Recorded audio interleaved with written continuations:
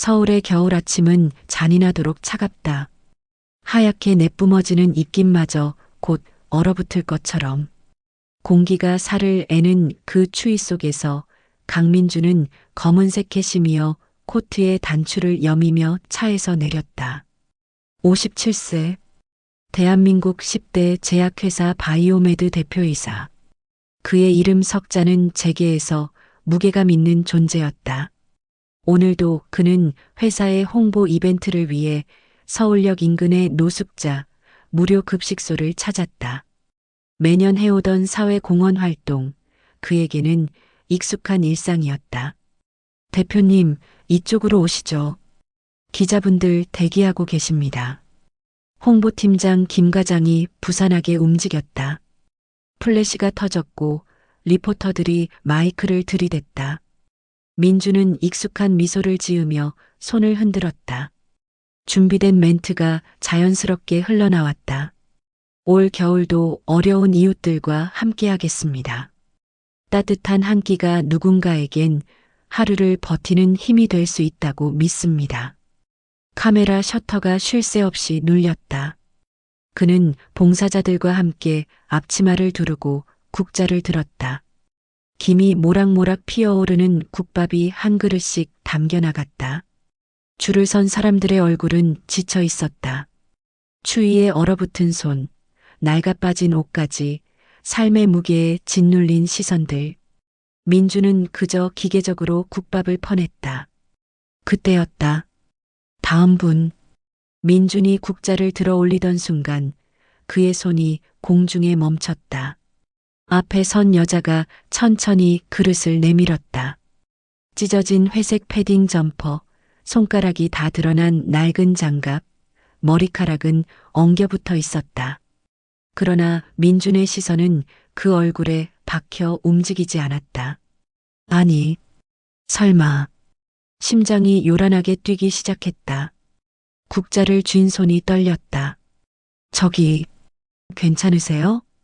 봉사자가 걱정스럽게 물었지만 민주는 듣지 못했다. 그의 귀에는 아무것도 들리지 않았다. 오직 눈앞의 여자만이 세상의 전부였다. 그 윤곽, 그 눈매, 그 코의 라인.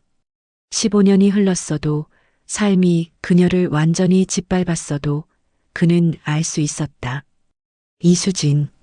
한때 그가 사랑했던, 아니 사랑한다고 착각했던, 그리고 결국 버렸던 여자.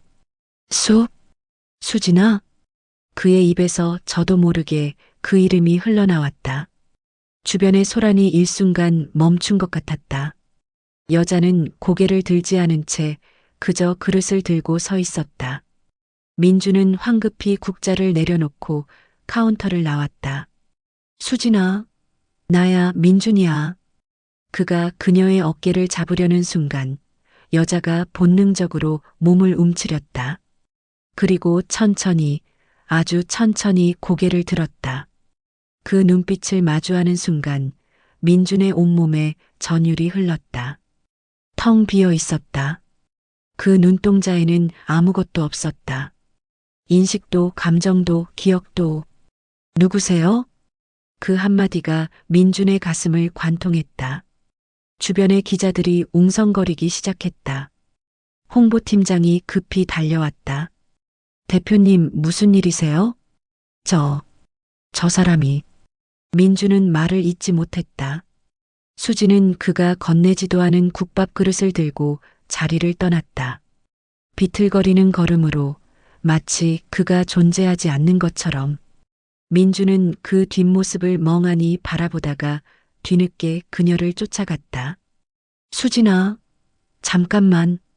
급식소 뒤편 낡은 천막 아래에서 그녀는 국밥을 먹고 있었다. 민준이 다가가자 옆에 앉아있던 노숙자 남자가 경계하는 눈빛을 보냈다. 누구신데요? 수진이 알아요? 저는. 수진이는 머리가 안 좋아요. 가끔 사람도 못 알아봐요. 그냥 가세요. 민주는 무릎이 꺾이는 것을 느꼈다. 그 자리에 주저앉고 싶었다. 아니, 땅이 갈라져 자신을 삼켜주길 바랐다. 머리가 안 좋다니 무슨 치매요. 벌써 몇 년 됐어요. 처음엔 이름도 기억했는데 요즘엔 자기 이름조차 가물가물해요. 민준의 시야가 흐려졌다. 눈물인지 분노인지 알 수 없는 감정이 치솟았다. 왜 이렇게 됐어요? 가족은? 집은? 가족이요? 하나뿐인 딸이 죽었잖아요. 그 뒤로 완전히 무너졌죠. 집도 뭐도 다 잃고 여기까지 왔어요. 딸. 그 단어가 민준의 심장을 칼로 찌르듯 파고들었다. 딸이 있었어요? 지우라고 예쁜 앤데. 참 불쌍했죠. 수진이가 매일 그애 찾았어요. 우리 지우 어디 갔어? 라고. 지금도 가끔 헛소리로 그 이름 불러요. 민주는 더 이상 참을 수 없었다. 그는 벌떡 일어나 급식소로 뛰어갔다. 센터장을 찾아 다급하게 물었다. 저 여자 이수진이요. 그 사람 기록이 있습니까? 의료 기록이라도? 센터장은 이상하게 그를 쳐다봤지만 민준의 눈빛이 심상치 않자 기록부를 뒤적였다. 이수진, 57세, 알츠하이머 치매 3년 차, 보호자 없음, 마지막 주소지는 전북 남원이네요. 특이사항으로는 2019년 달 사망 이후 정신 쇠약 및 거주지 이탈. 민주는 기록부를 떨리는 손으로 받아들었다. 글자들이 춤을 췄다. 딸 사망. 2019년. 보호자 없음. 그의 머릿속에서 15년 전의 기억이 파편처럼 떠올랐다. 이혼해요. 왜? 우리 뭐가 문제야? 당신 어머니랑은 더 이상 못 살겠어요. 그리고 나도 지쳤어요. 멋대로 해. 나는 바빠. 변호사 연락할 테니까 알아서 서류 받아. 그게 마지막이었다. 그는 그녀의 눈물도 절규도 보지 않았다. 회사가 급성장하던 시기였다. 한 건의 거래가 수십억을 좌우하던 때 그에게 아내의 감정 따위는 사치였다. 그런데 딸이 있었다고? 민주는 휴대폰을 꺼내 떨리는 손가락으로 비서에게 전화를 걸었다. 박 비서, 지금 당장 사람 불러. 이수진이라는 여자 57세, 과거 내 아내였던 사람. 이 사람의 모든 기록 찾아. 의료 기록, 주민등록, 가족관계 증명서 다. 네. 대표님, 갑자기 무슨. 지금 당장. 민준의 목소리에는 광기 어린 절박함이 배어 있었다. 그날 밤 민주는 집에 돌아가지 못했다. 회사 사무실에서 밤을 새우며 팩스로 전송되는 서류들을 하나하나 들여다봤다. 이수진의 주민등록 등본, 건강보험 이력, 병원 진료 기록, 그리고 가장 마지막 페이지, 가족관계 증명서. 이수진 1968년생, 자녀 강지우 2009년생 마이너스 2019년 사망. 강지우. 성이 강이었다. 그의 성? 민준의 손에서 서류가 미끄러져 떨어졌다. 네. 내 딸. 사무실이 빙글빙글 돌았다. 그는 책상을 붙잡고 겨우 몸을 지탱했다. 내가 아이가 있었다고? 어떻게 이럴 수가. 15년 동안 그는 몰랐다. 아니, 알려고 하지 않았다. 이혼 서류에 도장만 찍고 위자료만 보내고 그녀의 생사조차 확인하지 않았다. 그리고 그 사이에 그의 딸이 태어나고 자라고 죽었다. 민주는 책상에 얼굴을 묻고 오열했다. 57년을 살면서 이렇게 울어본 적이 없었다. 목이 쉬도록, 눈이 퉁퉁 붓도록 울었다. 새벽 4시 그는 차를 몰았다. 전북 남원. 수진의 마지막 주소지. 내비게이션이 안내하는 대로 3시간을 달렸다. 도착한 곳은 낡은 요양병원이었다. 이수진이라는 분의 보호자를 찾아왔는데요. 아, 그분 어머니시라면 3층 302호에 계세요. 그런데 지금은 면회 시간이. 제발이요. 급한 일입니다. 민준의 눈빛에 간호사는 입을 다물고 병실을 안내했다. 300이요. 문을 열자 비좁은 4인실에 노인 4명이 누워 있었다. 창가 침대에 마른 노파가 누워 천장을 바라보고 있었다. 민주는 그 옆으로 다가갔다. 저, 혹시 이수진 씨의 어머니이십니까? 노파가 천천히 고개를 돌렸다. 흐릿한 눈동자가 민준을 훑었다. 그리고 입술이 떨렸다. 민준. 네, 저 민준입니다. 기억하세요? 노파의 눈에서 눈물이 주르륵 흘렀다. 지우, 우리 지우 좀 찾아줘요. 그 한마디에 민준의 다리가 풀렸다. 그는 침대 옆에 무릎을 꿇고 노파의 손을 잡았다. 어머님, 지우가 제 아이입니까? 제발 말씀해 주세요. 지우가 제 핏줄입니까? 노파는 한참을 민준을 바라보다가 떨리는 목소리로 말했다. 당신, 어머니가 데려갔어요. 네, 수진이가 임신했다고 했을 때 당신 어머니가 병원에 데려갔어요. 애를 지우라고. 민준의 머리가 하얗게 변했다. 뭐라고요? 하지만 수진이는 못 지웠어요. 도망쳤어요. 당신 몰래 혼자 나왔어요. 왜 말하지 않았습니까? 왜 제게 연락하지 않았어요? 당신 어머니가 협박했어요. 그 애한테 손대지 말라고. 평생 돈 한 푼 받지 말라고. 그래서 수진이는 숨어 살았어요. 혼자 키웠어요. 청소하고 식당 일하고 밤샘 공장 일하면서. 민주는 노파의 손을 움켜쥔 채 고개를 떨구었다. 그런데 지우가 아팠어요. 심장이. 심장 수술비가 없어서. 수진이가 당신한테 전화했어요. 딱 한 번. 제발 도와달라고. 지우가 죽는다고. 제가 받았습니까? 노파는 고개를 저었다. 비서가 받았어요. 협박한다고. 금품 요구한다고. 경찰 부르겠다고. 민주는 그 자리에서 무너져 내렸다. 기억이 났다. 2018년쯤 박 비서가 보고했던 일. 대표님, 이수진이라는 여자가 전화해서 돈을 요구했습니다. 처리하겠습니다. 알아서 해. 그게 다였다. 그는 묻지도 확인하지도 않았다. 그리고 1년 뒤 지우는 죽었다. 어머님, 지우는 어디 묻혔습니까? 남원, 공동묘지, 거기.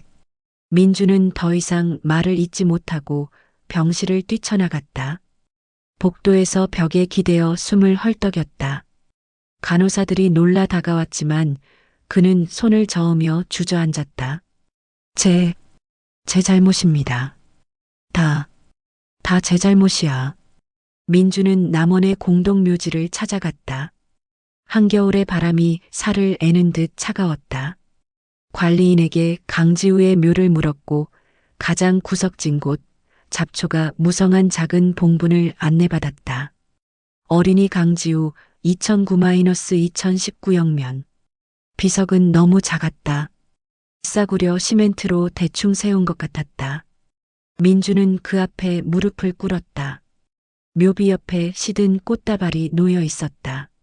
며칠 전에 놓은 듯 아직 완전히 마르지 않은. 수진이가 여기 왔구나. 민주는 손으로 비석을 어루만졌다. 지우야, 아빠가 늦게 왔다. 그는 얼굴을 묶고 흐느꼈다. 미안해. 정말 미안해. 그때 뒤에서 발소리가 들렸다. 돌아보니 수진이 서 있었다. 낡은 옷을 입고 손에는 꺾어온 들꽃을 들고. 누구세요? 왜 여기? 수진은 민준을 알아보지 못했다. 그저 낯선 남자가 딸 무덤 앞에 있는 게 불안한 듯 경계하는 눈빛이었다. 수진아, 제 이름을 어떻게? 민주는 천천히 일어나 그녀에게 다가갔다. 나야. 민준이. 우리 결혼했잖아. 15년 전에. 수지는 고개를 갸웃거렸다. 결혼? 저 결혼 안 했는데요. 지우. 지우가 우리 딸이야. 내 딸이고 내 딸이야. 지우? 그 이름을 듣자 수진의 눈에 뭔가 스쳤다. 희미한 빛. 지우. 우리 지우. 그래, 우리 지우. 기억나? 수지는 고개를 저었다. 잘 모르겠어요. 머리가 아파요. 그녀가 비틀거리자 민준이 재빨리 그녀를 붙잡았다. 수진의 몸은 너무 가벼웠다. 뼈만 남은 것 같았다. 수진아, 나랑 같이 가자. 병원 가자. 치료받자. 병원? 돈이 없는데. 내가 다 낼게. 걱정하지 마.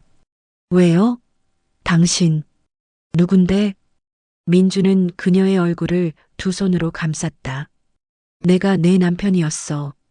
그리고 지우 아빠야. 수진의 눈에서 눈물이 주르륵 흘렀다. 뭔가를 기억하는 듯 아닌 듯. 지우. 지우 어디 갔어요? 보고 싶어요. 지우는 여기 있어. 여기서 편히 쉬고 있어. 수지는 딸의 무덤을 내려다보며 주저앉았다. 지우야. 엄마 왔어. 민준도 그 옆에 앉았다. 두 사람은 한참을 울었다. 며칠 뒤 민준은 서울의 대학병원에 수진을 입원시켰다. 최고의 의료진이 투입됐지만 소견은 암담했다. 치매가 상당히 진행됐습니다. 게다가 영양실조, 만성질환. 솔직히 말씀드리면 오래 버티기 힘들 것 같습니다. 민주는 고개를 끄덕였다. 예상은 했다. 최선을 다해주세요. 그는 매일 병원을 찾았다. 수지는 가끔 그를 알아봤다가 또 잊어버렸다. 당신, 누구예요? 민준이야. 민준? 어디서 들어본 것 같기도 하고. 우리 결혼했었어. 그래요? 난 기억이 안 나는데. 괜찮아. 천천히 기억하면 돼. 하지만 그녀가 기억할 시간은 많지 않았다. 어느 날 밤 민준이 서류를 보다가 수진의 병실에서 연락이 왔다. 대표님, 환자분 상태가 급격히 나빠지고 있습니다. 민준은 서류를 집어던지고 병원으로 달려갔다. 중환자실에 수진이 누워 있었다. 산소호흡기를 쓰고 온갖 선들이 그녀의 몸에 연결돼 있었다. 수진아. 민준이 손을 잡자 수진이 천천히 눈을 떴다. 그리고 이번엔 확실히 그를 알아봤다. 민준. 씨. 그래, 나야. 왜 이렇게까지. 내가 미안해서. 너무 늦게 와서. 수진은 희미하게 웃었다. 지우는 당신 닮았어요. 착했어요. 우리 지우. 엄마 닮아서 고생만 했지만 미안해, 수진아. 정말 미안해. 괜찮아요. 이제 지우 보러 갈 거예요. 안 돼. 아직 가면 안 돼. 민준 씨, 지우한테 아빠가 미안하다고 전해줘요. 내가 직접 전할게. 너는 여기 있어. 수지는 고개를 저었다. 피곤해요. 이제 쉬고 싶어요. 그녀의 손에서 힘이 빠졌다. 수진아. 의료진이 몰려들었지만 모니터의 선은 평평해졌다. 오후 11시 47분 사망 확인. 민주는 그녀의 손을 놓지 못했다. 안 돼. 그날 밤 그는 중환자실 복도에서 밤을 샜다. 장례는 조용히 치러졌다. 민준이 모든 것을 준비했다. 화려한 장례식장이 아니라 작은 장례식장이었지만 정성을 다했다. 수진의 유골은 남원 공동묘지로 옮겨졌다. 지우 옆에 이제 같이 있어.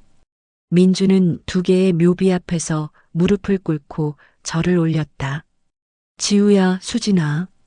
아빠가 남편이 못나서 너희를 이렇게 보냈구나. 바람이 불었다. 겨울 끝자락에 차가운 바람. 이제부터라도 제대로 살게. 민주는 일어나 묘지를 내려왔다. 그 후 6개월 민주는 바이오메드 대표직에서 물러났다. 주식을 팔고 재산을 정리했다. 그리고 지우의 집이라는 노숙자 돌봄 재단을 설립했다. 대표님, 정말 이러시려고요? 임원들이 만류했지만 그의 결심은 확고했다. 15년 동안 내가 놓친 것들을 찾을 거야. 재단은 서울역 근처에 세워졌다. 노숙자들을 위한 무료 급식소, 의료 지원, 취업 교육. 민주는 직접 현장에서 일했다. 슈트를 벗고 앞치마를 두르고 국자를 들었다. 어서 오세요. 따뜻한 밥 드세요. 처음엔 그를 알아보는 사람도 있었다. 저 사람, 바이오메드 대표 아니야? 에이, 설마. 그 양반이 왜 여기 있어? 하지만 시간이 지나며 그는 그저 민준 씨가 됐다. 매일 새벽 5시에 일어나 급식소를 열고 밤 10시에 문을 닫았다. 어느 날 한 노숙자 할머니가 그에게 물었다. 왜 이런 일을 하세요? 민주는 국자를 내려놓고 잠시 멈췄다. 빚을 갚는 중입니다. 무슨 빚이요?